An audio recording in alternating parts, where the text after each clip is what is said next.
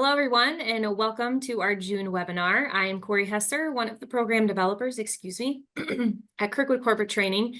Today, we're honored to have Paulette Milewski with us, who will be sharing insights on decision-making.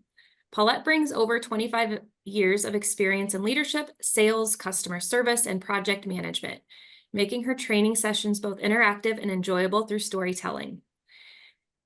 She earned her master's degree in organizational leadership from St. Ambrose University and holds certificates including Strategic Doing, Real Colors, Mental Health First Aid, and Prime for Life.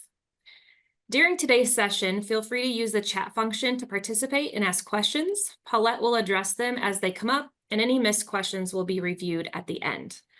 Before we begin, here are a few fun facts about Paulette. In the last 18 months, Paulette has made 3 significant decisions. 1, starting her own business as a corporate trainer. 2, getting married. And finally, buying a new house. Paulette also serves as a medical power of attorney for her aging parents, navigating decisions with uncertain outcomes regularly. Whether it's life decisions or career choices, many of the same tools apply. So with that, I am delighted to pass the floor to our speaker today, Paulette Milewski. Well, thanks, Corey. Thanks, everyone, for joining. It's a pleasure to be here. And whether you're live or you're tuning in at a later date for the recording, I appreciate you taking the time. It's been a pleasure partnering with Kirkwood Corporate Training through the years, whether it be the sales training or customer service or first-time supervisor. All of these topics that I love to facilitate workshops on have a component of decision-making. If you're an individual contributor, this will apply too. So you name it. I use these tools in my life, personally and professionally, because all of it is a part of being vital to being successful as an individual or as an employee. So with that, what you can expect today is we're going to look at the obstacles. Why is it so difficult sometimes to make a decision?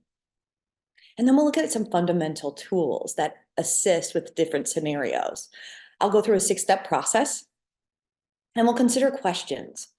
And more so, I'll get behind the question, why are we asking that question? Lots of questions today. I think that's part of the critical thinking of making good decisions. And with the 6 steps, we'll look at some tools such as psychological safety, which is more of a framework than a tool, a comparison chart, which has really saved me and helped me navigate my career, the 5 whys of problem solving to get to root cause, and if time allows, I'll throw in a tool called opposite thinking. So again, thank you for being here today.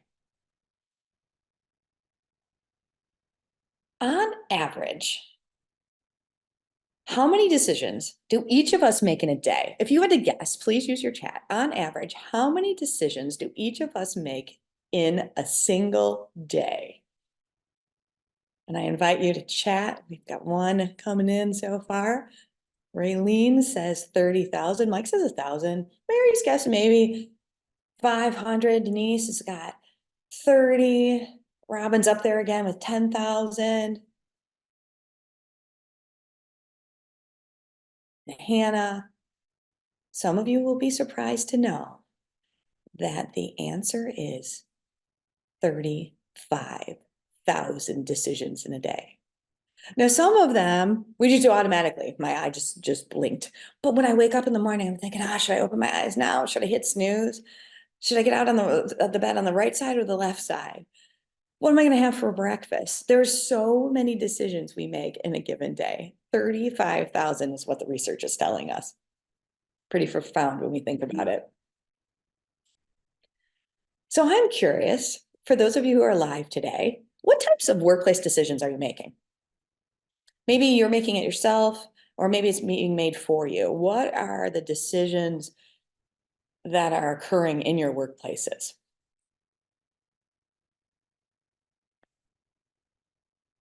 And just categorize it if you had to categorize it.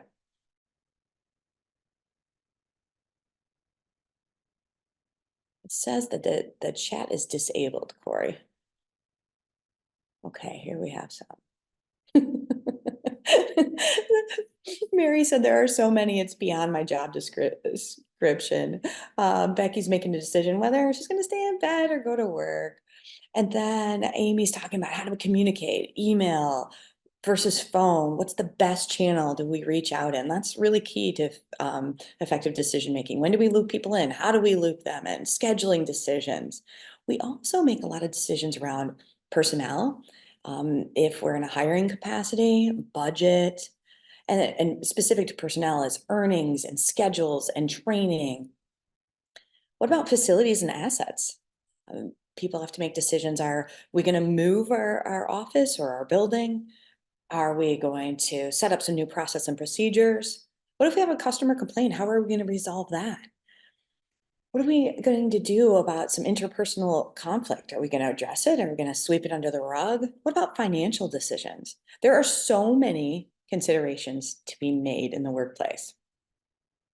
And now I encourage you to think about what kind of factors and considerations are going into those decisions or are not. What have we overlooked? I was speaking with someone recently in a large company that has thousands of employees. 90 to 95% of the employees use the software and similarly related cross-functional ways. And then there's this person's department. And their department is that 5%, 5 to 10%. But here's what's interesting is it is about sustainability. They in their department work on life-sustaining situations because it's a dispatching department. So it's urgent and important. And when this software program was rolled out, their team was not customized. It was not put into place to make them leverage the software. And given the nature of their work, that was a huge oversight. But given that it's such a small percent of the total number of employees, I can see why it happened. So thinking about these factors is really key. So next up, we're going to do a self-assessment. And when we do this assessment, the reason for doing it is it's not about the score at the end. It's about the kinds of factors and considerations we need to think about when making decisions.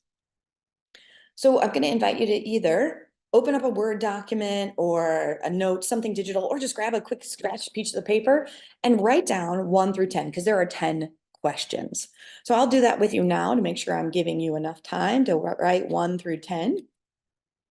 And then that will give you space to write down your answer, because in the end, we are going to have you add them all up. So I'm glad we started thinking about what kind of questions before we'll answer together. What kind of decisions you're making at your work, because I want you to have those as a point of reference when you answer these. I'd like you to answer them quickly. Just think about what your initial response is. Don't take too much time, sort of like unimportant decisions. Should I have ice cream for breakfast? Yeah, sure, why not? It's not going to kill me, just once. There's milk and cereal, right? Easy justification, quick decision. That's what I want you to just quickly make an answer. I'm going to read them aloud. I don't love reading to people, but I think this, since we're all on the webinar and I can't see you, in a live classroom, I'd see when your pencil is down and know you're done. So today we're going to walk through them together. You get to rate them from 1 to 5. If you rate a 1, that means you strongly disagree. So it gets the least amount of points for disagreeing with it. If we disagree or are neutral or agree or strongly agree, there's more points for the more strongly we disagree or agree, excuse me, more for more agreement. Here we go. Question number 1. I clearly define the problem or the decision to be made before taking action. I clearly define the problem or the decision that needs to be made before I take action. Again, a number 1, if you strongly disagree, that you don't. Or you 2, if you disagree. 3, if it's neutral. 4, if it's agree. 5, I strongly agree that I define the problem or decision. You decide. I'll give you about 10 seconds to think that through.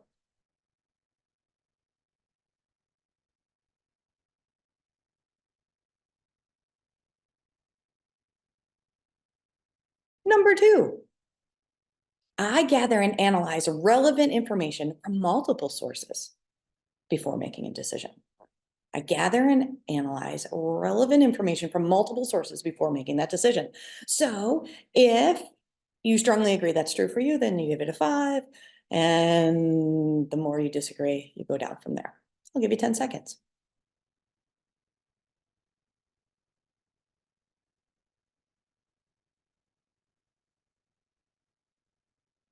Number 3, I consider a variety of alternatives and options before deciding on a course of action. Again, I consider a variety of alternatives and I seek out those options before deciding on a course of action. 10 seconds.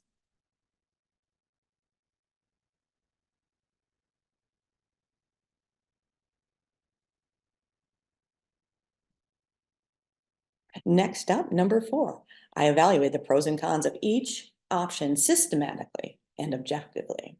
Again, I evaluate pros and cons of each option systematically and objectively. 10 seconds.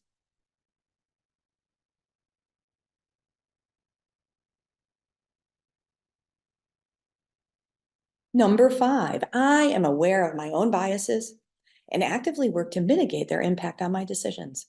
Number 5, I'm aware of my own biases and actively work to mitigate their impact on my decisions.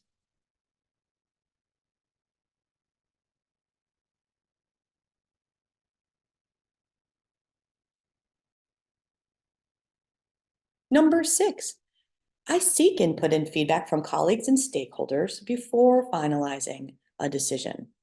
I seek input and feedback from colleagues and stakeholders before finalizing a decision.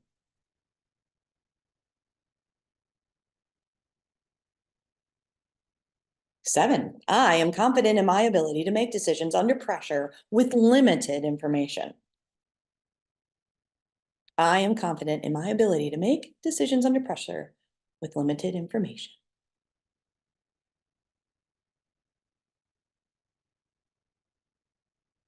Number 8, I take responsibilities for the outcomes of my decisions, whether positive or negative.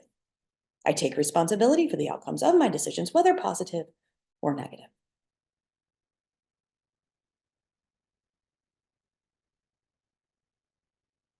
Number 9, to keep us all together, I continuously reflect on my past decisions and learn from both successes and mistakes. I continuously reflect on my past decisions, learn from the successes and the mistakes. And lastly, number 10, I use decision-making tools and techniques such as a SWOT, strengths, weaknesses, opportunities, and threats, analysis, or decision trees to assist in making more informed choices. I use decision-making tools and techniques to assist in making more informed choices.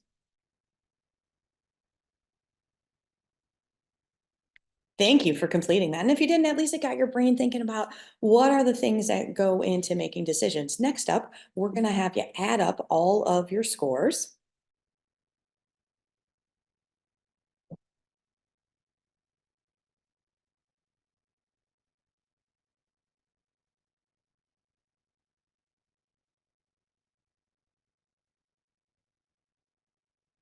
And when I show you the categories of your scoring, I wouldn't put too much weight in this. Really, what I wanted to do is get you thinking about the factors and considerations in decision making and the tools and resources. But here it is. You can see where you fell. 40 to 50, excellent. 30 to 39, good. 20 to 29, average. 10 to this isn't hardened research, so take it lightly. But again, there's a purpose to just get the wheels moving about what goes into making decisions. Now, this is fascinating to me. There were 20 predominant obstacles that kept coming up in the literature. So I compiled them for you and would like to share them with you now. Why is it so hard to make decisions? What are the obstacles? So when you think of this, use your chat. What comes to mind for you? Why do you or others you know in your life at work or friends, personal or professional, now or in the past? What makes it hard? What are the obstacles you're facing when making decisions?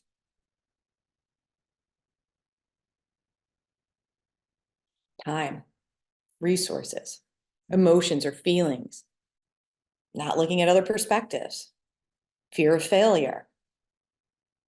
Many of these came up in the research. Confidence, good one. Pushback from peers, not getting the buy-in, not getting the support, all great ones. So you're definitely on the track to what the research says. So let me go there now. Too many decisions. Well, if we don't have criteria, it's hard to narrow things down. It's really important to have criteria. Uncertainty. Navigating the unknown generates uncertainty, and we don't like to be uncomfortable. We like the status quo. This has been difficult for me as a medical power of attorney. I literally, on more than one occasion, have had two different medical professionals tell me two opposing things. And I'm not a medical professional, so now I have to resolve them. And I have to ask myself questions about, well, this person only comes in occasionally and sees my loved one, so they have a bird's eye view of a perspective, so it's fresh. They're not there every day and day in and day out. But this person is there daily. They know my loved one better. So what do I do now? Because both have different perspectives. Mostly what I do is then do some research for myself, consult other professionals, consult family members, and try to make the best decision I can. Because some of the decisions I'm making are medical outcomes that aren't guaranteed. Well, we can try this medicine, it may or may not work. So we do our best. Maybe then I inform myself on what are the side effects. How long would it take effect so that we know if it's working? How are we going to measure if it's working? Really difficult when we don't have all the information. So we do research to make the best we can of a decision. Some of us will settle for the first option, and we need to seek alternative options to really vet the best one. We fall into a trap here, some of us. It's called anchoring bias. Anchoring bias it's the tendency to fixate on the initial information as a starting point for making your decision. And then because we're fixated on what came first, we don't flex and bend and adjust as new information comes into us. So let's take the example if we're interviewing someone. If the job seeker says, I'd like $50,000. Once that number is implanted in my brain as the hiring manager, it's hard to ignore if that number is different for the next applicant, because that's what I think is the value of the position based on what first came to me. So that is an example of anchoring bias. Along these same lines, when we're interviewing, there is two other types of biases, which are the halo effect and the horns effect, the halo and the horns. And this is the tendency to see one good thing, and then that colors the rest of our perception, or one bad thing that colors the rest of our perception. So let's say I see the resume before meeting the person. I'm like, whoa, impressive credentials, impressive experience. And then they come in and really maybe they're not a good fit for the team and they don't interview that well. But I am so put a halo on it with that initial information that I don't see all of the whole picture. And this is the same for the horns effect.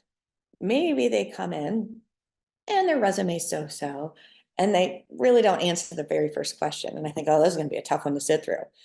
So it's that idea that emotionally we override the additional information based on our initial impressions. Number 4 is this time, which already came up when we did the chat. There are some decisions that just don't take a lot of time.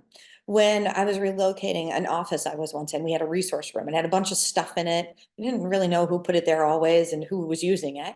So to make it a quick, easy decision, we systematically, one day at a time, put out so many resources in a shared space and invited everyone to please go through it and make decisions on whether or not to keep it. So if one person wanted to keep it, we kept it. If nobody wanted to keep it, then we repurposed or recycled it. But that was a nice, easy, quick, systematic way to get this done in an informed way so that we weren't risking throwing something out that somebody needed that we didn't know they needed. Number 5 happens a lot. People don't want to take responsibility. The way to overcome this is to have a process. When we have a process, this encourages people to take responsibility because they can back it up. So when I make those decisions for my parents, one of the things I do is I write down why. I write down my why. So that if I ever second guess myself and I'm wondering, boy, did I make the right decision? I look back to remember why. So when we have a system and we document it, it can be very helpful. Other obstacles is we just don't have enough information and we need to ask more questions. Peter Drucker, renowned management consultant, he coined the phrase that says, what gets measured gets managed. What gets measured gets managed. So that begs the question on how to measure decision making. Is it effective based on the quality of the decision, the speed, the follow through, the effort? We've got to get more information and have some metrics. I had this profound learning experience early in my career and it stuck with me. I was in retail sales and we would ship things. It was a catalog situation. And we had our largest vendor who didn't always really vet new products. They didn't do deep R&D. They did enough to be first to market. That was their number one thing is they wanted to be sent, they were innovative. They wanted to get it out in the hands of the customers before any other competitor. Well, by doing so, sometimes all the kinks weren't worked out. And I can remember one product, it was a big, heavy product. And it was 5 legs of shipping because we would get it in from the vendor. We'd ship it to the customer. There'd be a problem. So we'd get it back from the customer. So we could investigate the problem, give the feedback to the vendor so they could improve it. Then we would get a new one from the vendor and ship it back out. So the amount of time and resources, personnel, and shipping expenses and packing, you name it, it was a pretty big problem. And it was hundreds of customers.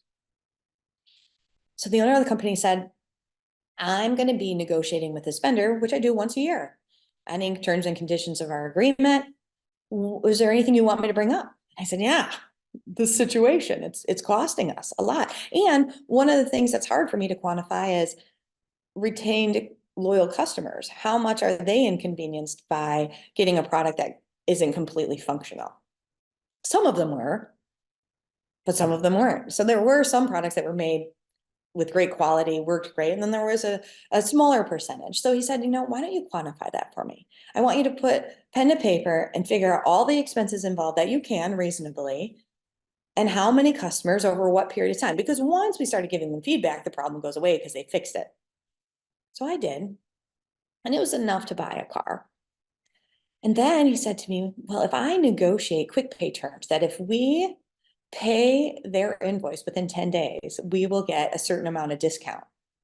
That discount, that savings over the course of the year was like 4 times the cost of my problem. My problem seemed big, but when I quantified it and we had to make a decision about how we wanted to use that hour meeting and what we wanted to bring up, I was in full agreement that working the kinks out of the product was not where we should be spending our negotiation time. So that was really profound and fascinating to me. It also helped me with the emotional aspect of it because it was an inconvenience, it was hard, and yet in light of where we could save more money, it paled in comparison. So getting enough information is why I went into that story. I think it's really important we get a lot of information. The next one is when we're wavering between options. There was a period in my life that I was looking at a new job. And it was shiny and new and it looked amazing and it had so many things I wanted. So I wrote down my current job, I wrote down the new job and I started to rate each thing. And it was the criteria was anything I was important to me. Closer to home, shorter drive, community based. Maybe I had a window in my office. Maybe, and then there's the things that most people are concerned with, salary, benefits, but not all. Some people work for enjoyment. So I get to decide what's most important to me. This tool is called the comparison chart. We're going to dig into it later. It was a complete lifesaver in terms of me not making a critically bad decision when I dug a little deeper. So wavering between options is hard, and there's tools for that. Fear of missing out, of course, is one, and decision fatigue. If we start making impulsive decisions, maybe it's a sign, and we don't usually, that we're getting some fatigue. If we're just having trouble evaluating, we might be fatigued. If we have reduced mental and emotional clarity, it may be fatigue. So how do we overcome this fatigue? We prioritize, we get a process, we plan, and we put some time constraints around this decision. I've dug into this enough. I've asked the experts. I have the data. I'm going to make a decision by X date. So that can also be a good way. I'm going to sit on it for 24 hours, whatever it may be. A time constraint can help. And then the last one is perceiving the decision as complex and difficult. So we're overwhelmed. And the way to get over this, per the experts, is to have a team. We can have a team that evaluates options and a different team that decides on the options. One of the more nagging problems is that the more we have digital platforms, email, instant message, we have more people involved, which increases the need for us to clearly define the decision-making authority. So decision-making, determining you're the research team, you're the decision team, can be really great and very helpful. Because if we don't, we risk too many meetings, too many emails, and too little quality dialogue. And we get people who become bored or disengaged, or they are in analysis paralysis. So when we're really clear about delegating that authority, it can really, really help us with effective decision making. So we're halfway through of all of these obstacles. So we're getting the feeling like this topic is necessary in business. There are so many reasons. Fear of failure, emotions came up in our chat earlier. Fear of success.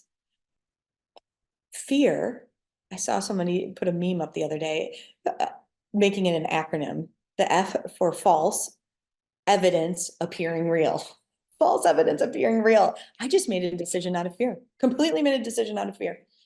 I went to my dentist and I said, I have heard that metal fillings, I had a cavity, are correlated with Alzheimer's. And I have a predisposition, a genetic predisposition, because I have two parents with it. And she said, I don't think there's any water in it. If there was, then we'd have more people with Alzheimer's, given how many the average American has of cavities with metal fillings. So I started to do some research myself. It was too complex for me to understand. And there was some aging organizations that endorsed the idea that metal fillings are bad for you. And there were some that said, nah, it doesn't hold any water. And I went back and forth and I said, what should I do? And I decided for myself, I wanted to sleep well at night. So I got the tooth colored filling. I did not get the metal one. And I said to my doctor, I know I'm making this decision out of fear. I'm fully aware, but I will sleep better at night. And if it means that I just have to have it replaced at some point because it's not as durable as the metal, then so be it. So I made a conscious decision out of fear. I'm not bragging about it. I'm just saying it's reality. People make fear-based decisions. People make a decision out of perfectionism. They want to get it right. Or number 14, they don't get all the information. They don't use all the information, or they don't share the information. And this is where somebody earlier in the chat said the word confidence. Well, sometimes we have a bias called confirmation bias. And what this means is that when we seek information just to confirm what we already believe to be true, it just fits our preconceived ideas. And so then, because we're like, aha, see, I told you, we are just dismissing any contrary information. So let's say you're hiring. I love this example because it's so relatable. Even if you're not a hiring manager, you've probably applied for a job at some point, so you can relate to that interview process. So if you're impressed by the job seeker's resume, you might overlook their ineffective communication, and then we fall into this trap because it's confirming our preconceived idea. So confirmation bias is when we're just feeding ourselves with information that just confirms our belief system already. And then last one on this page is we search for information that leads to our desired outcome. So it's kind of similar, but it's like, this is what we want, so this is what we're going to go get. And the last 5 People have trouble making decisions because they want to make others happy. We said that earlier in the chat. Someone said being influenced by others or something along those lines.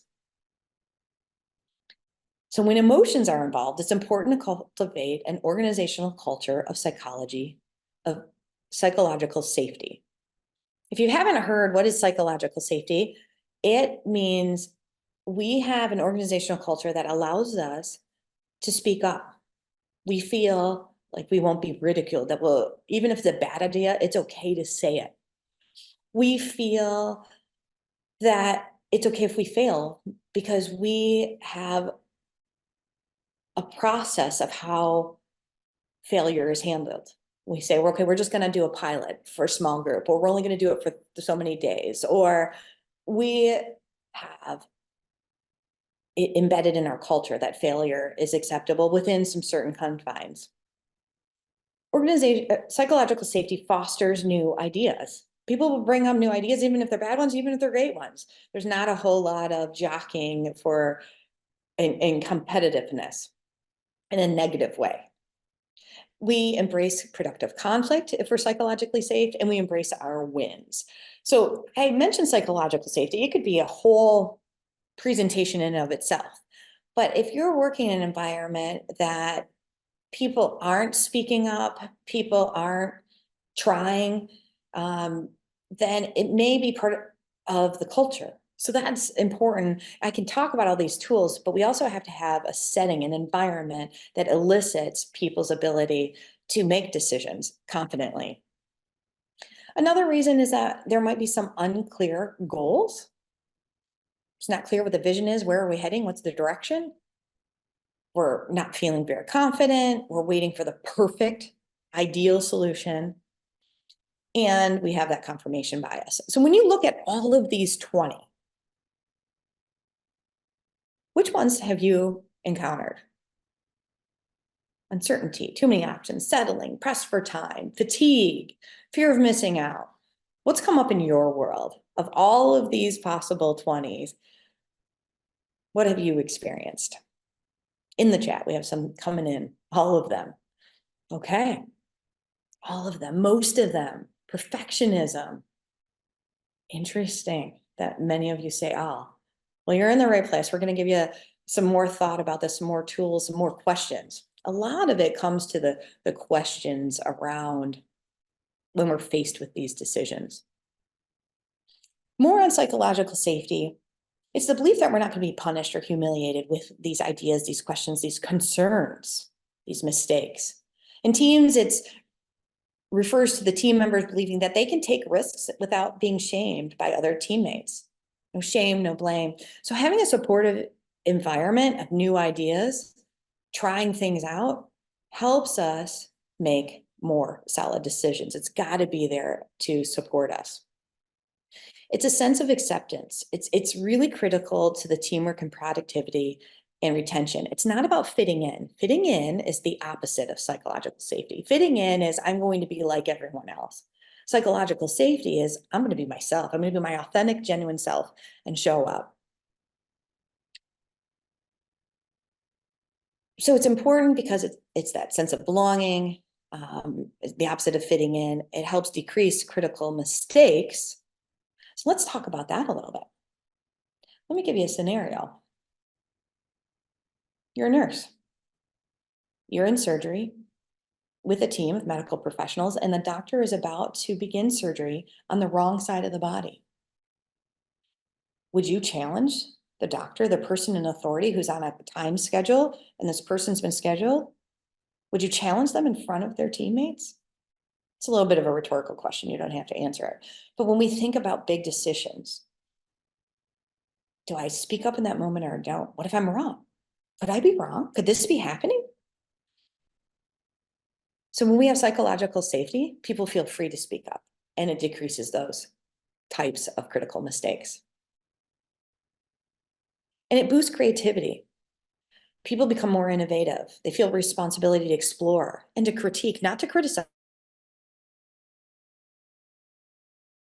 if people are hashing it out and aren't in favor or are in favor. Their job is to come up with new ideas and be innovative. And if we're in a psychologically safe environment, we can do that. So again, this is a whole topic in and of itself, but I thought it would be remiss for me to go into tools of good decision-making if we didn't say, talk about organizational psychological safety. So here's the 6 steps. When we have complex problems, we need to define the problem to be really clear, because if there's more than one thing factoring in, we need to be really clear which one we're focusing on. And we got to get to the bottom of it. We have to unearth and uncover what's causing this problem in the first place.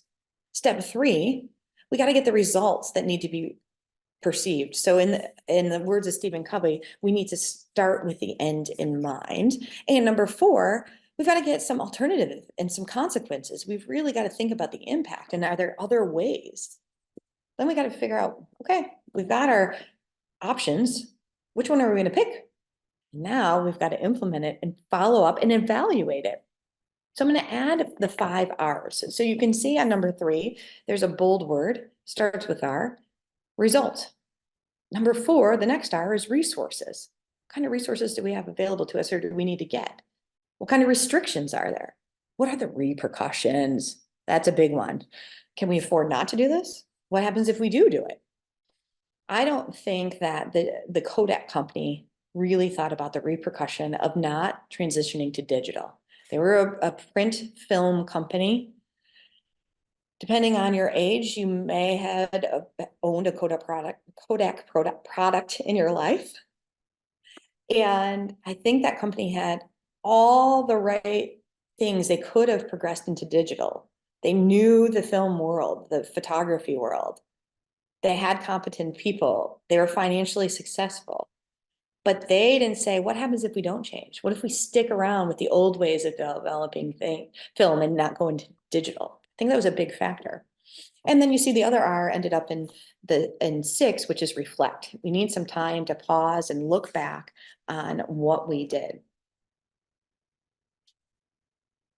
So now we're going to move into step 1, defining that problem. And I'm going to share with you a lot of questions.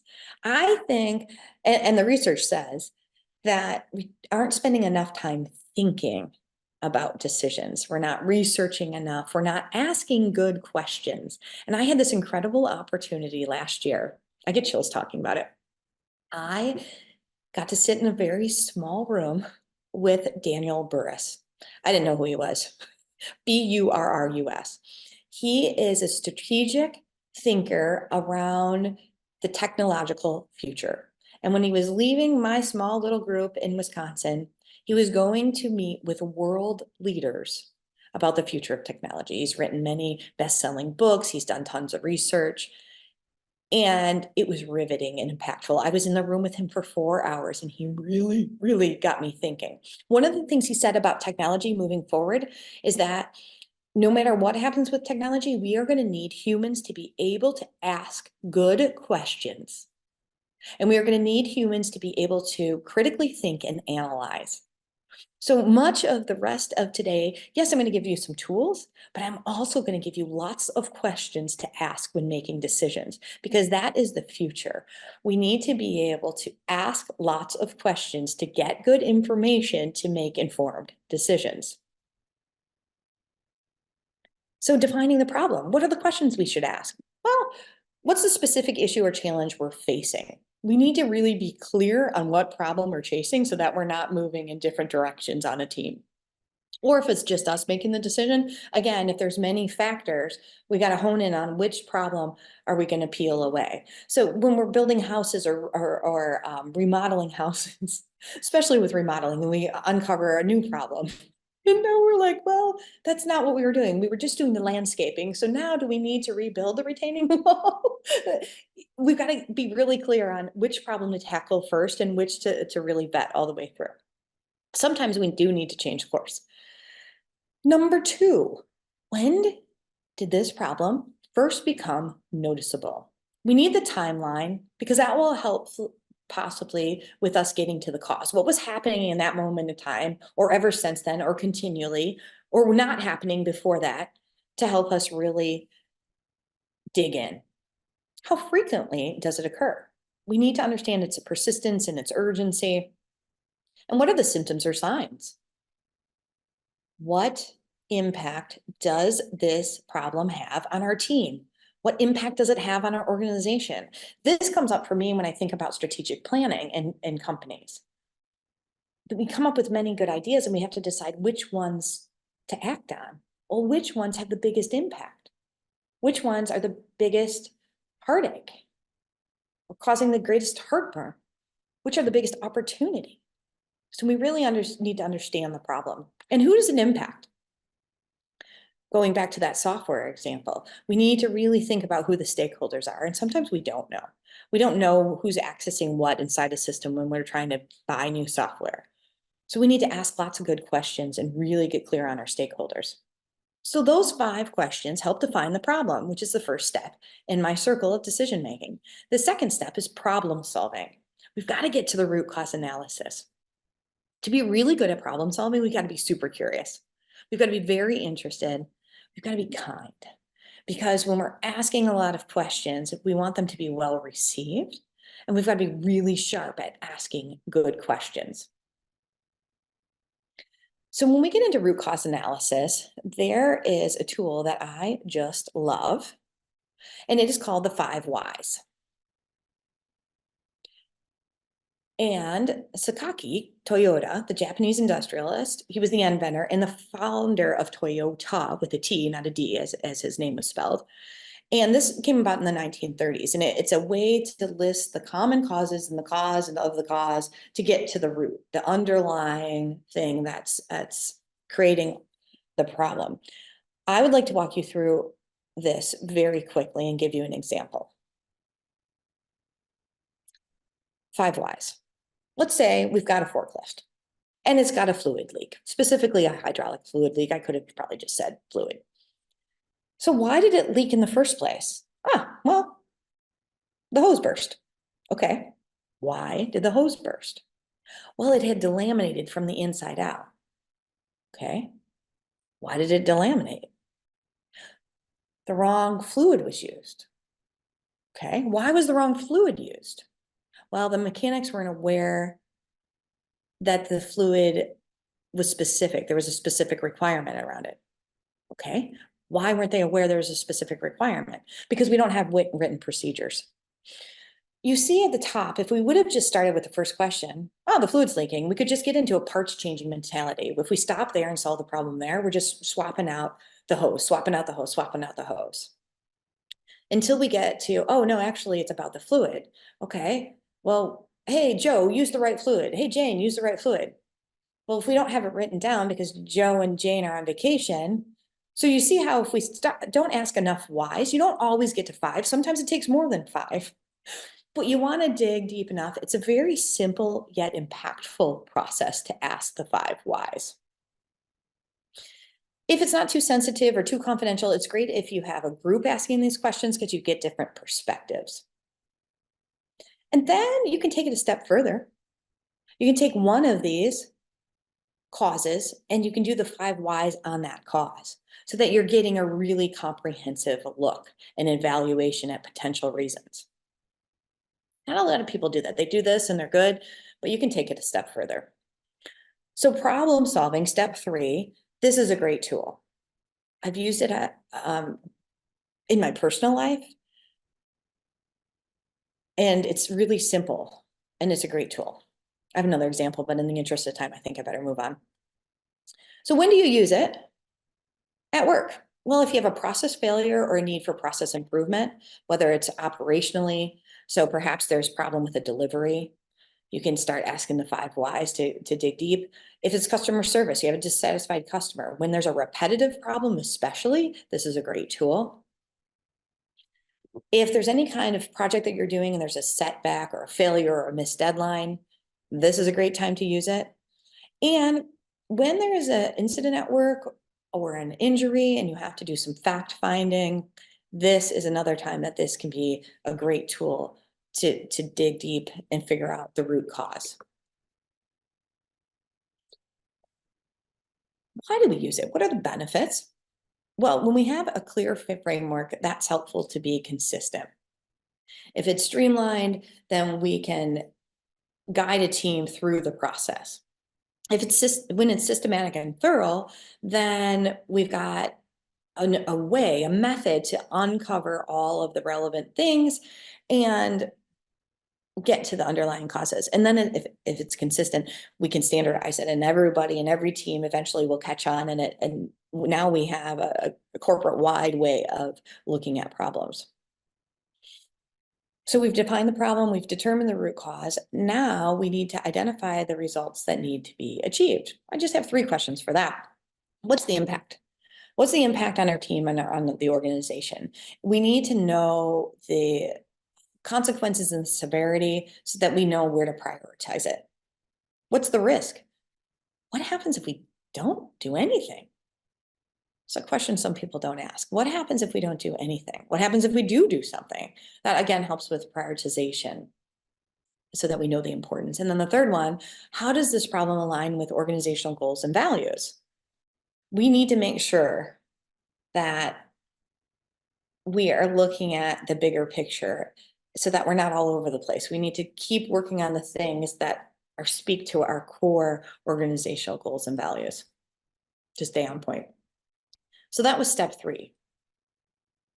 So we've got define the problem, get to root cause, figure out what your results want to be. And now we're going to identify our resources, restrictions, and repercussions. I didn't number these. 1, 2, 3, 4, 5. Again, five questions are here. So what resources do we have, or additional resources do we need? That's a good thing, is what's available to us. I remember being on a software acquisition committee. It was big. It was a big software because it was our ERP, or our enterprise resource program. I think the P stands for program. You can correct me if I'm wrong. But it's everything in the one we were looking at. It would be our invoicing. It would be keeping track of our customers' database. It would keep track of our employees, their training. It was warehousing and inventory. It was the whole enterprise, from start to finish. And so when we were looking at that, one of the additional resources we hadn't considered was, we picked one, we implemented it, and we didn't consider all the development it would take to redesign and customize to the way we wanted the reports to run and draw from different things, because what came out of the box wasn't good enough. So there was a lot of extra development expenses. So then that begs the question, was it that we didn't account for development, or was it that we didn't account for training? Maybe some of those out of the box reports would have worked had we taken the time to show people how to find them, to help them understand where the information was being drawn from. So that was early in my career. I learned a lot on that process of the additional resources we could have had there around training and around development and tailoring the design of the software. Next question is, what are the possible solutions or alternatives to address this problem? We don't want to fall back on not enough ideas, or the one that seems obvious in front of us. What if there's more that we could think of? And then, what are the pros and cons of each? That one, I think lots of people can think about pros and cons. I'm going to take it a step further in the comparison chart when we get to that. And what are the restrictions and limitations that we might stumble upon when we try each different solution and alternative? And what's the short and long impact on the stakeholders or the organization?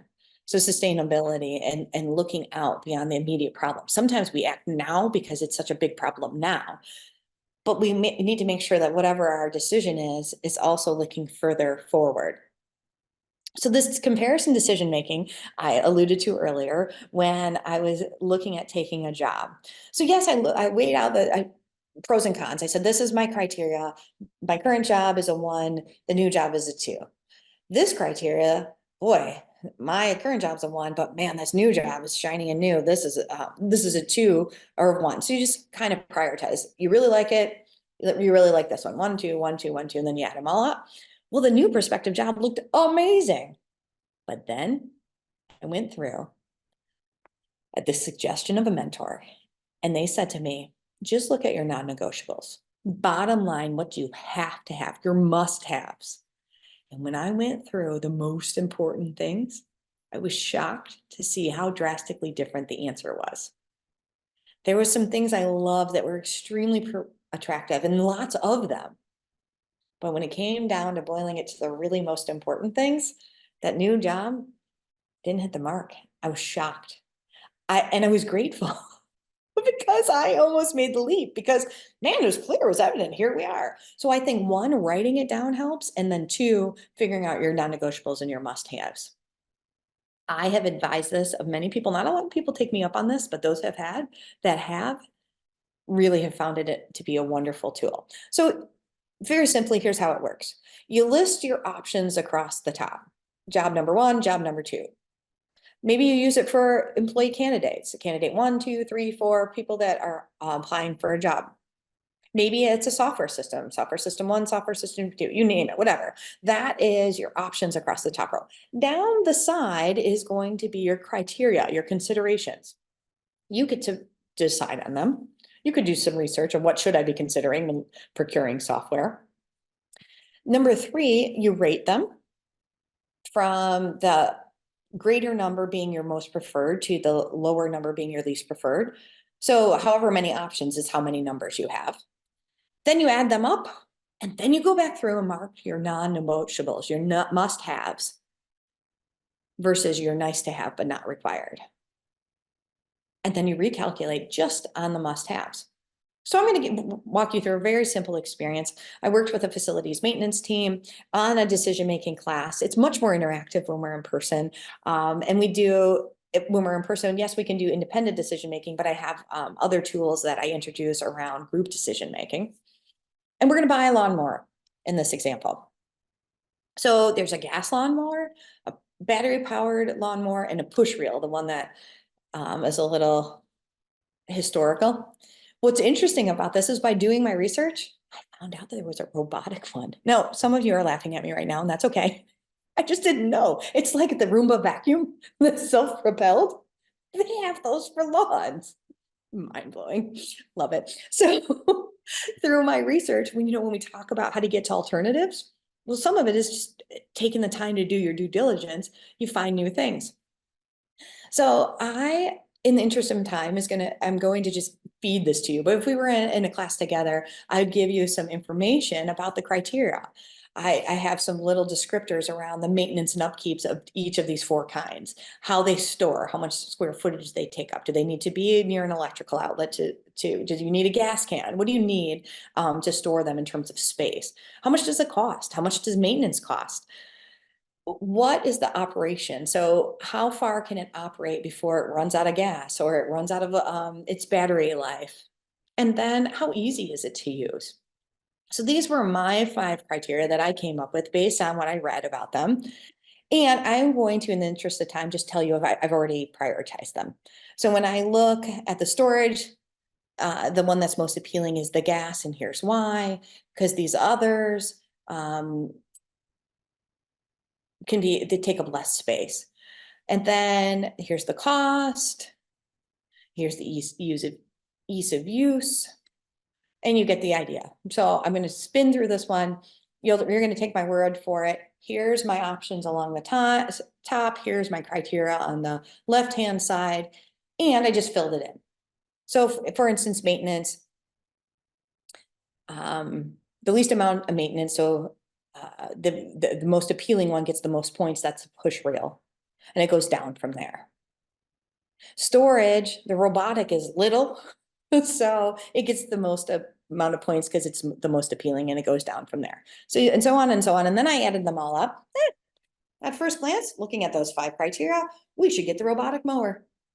But now we're going to look at our non-negotiables, and I have 2.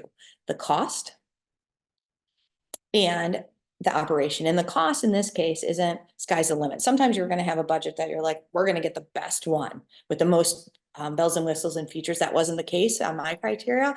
I was going for the more conservative approach and its operation because of the square footage of my lawn. So when I look at that, no longer is the winner the robotic. Now it's the gas mower. when I look at the non-negotiables. So there are some deal breakers.